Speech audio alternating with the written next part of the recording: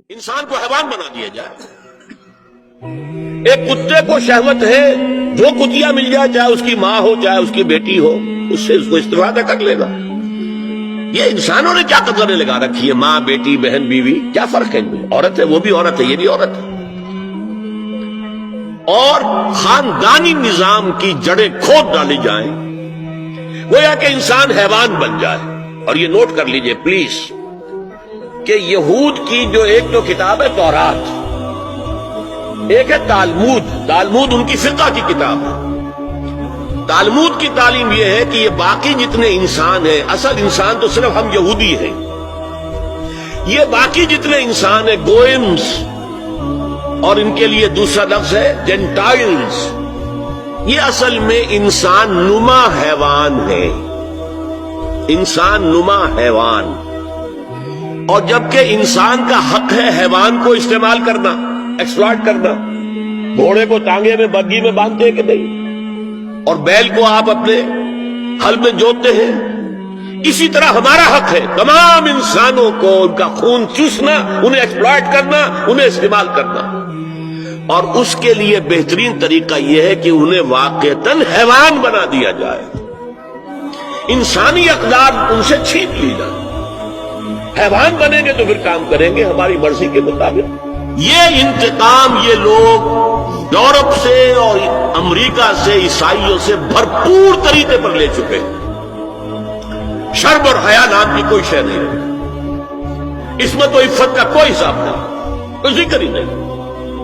اور گواہی ہے کیا ہے؟ پریزیڈنٹ کلنٹن نے کہا تھا 2 سال پہلے یا 3 سال پہلے، وہ جو ان کی اینوئل سپیچ ہوتی ہے، State of the Union address, اس نے کہا تھا عنقریب ہماری قوم کی اکثریت حرام زادوں پر مشتمل ہوگی.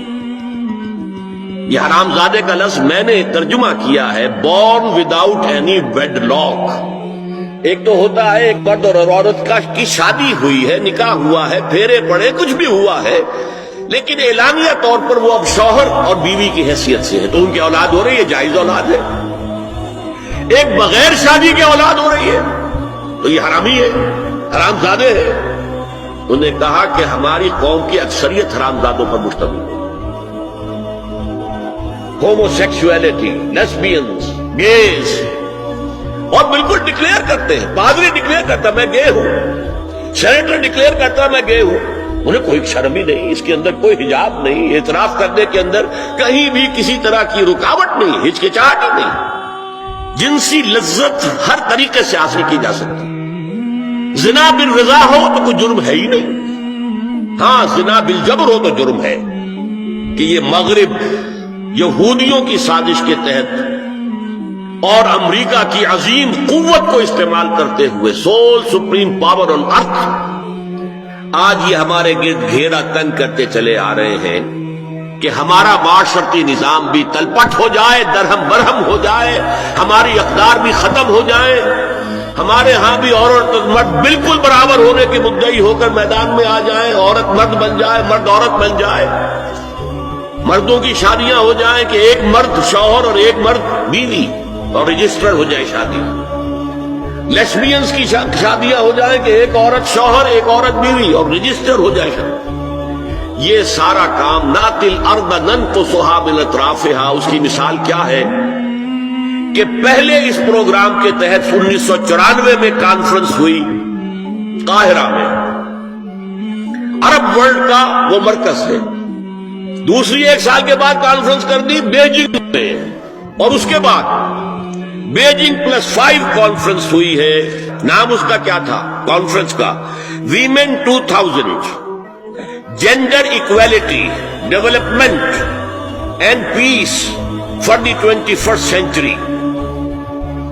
پریپریٹری ڈاکومنٹ میں نمبر 1، ہومو سیکسولیٹی کو نارمل سیکسول اورینٹیشن قرار دیا جائے، کوئی جرم نہیں ہے. مرد مرد سے شہوت نانی کرے، عمل قوم لوط. ایک شخص جو ہے عورت سے اپنی خواہش پوری کرنا چاہتا ہے، ایک مرد سے کرنا چاہتا ہے، تمہیں کیا اعتراض ہے؟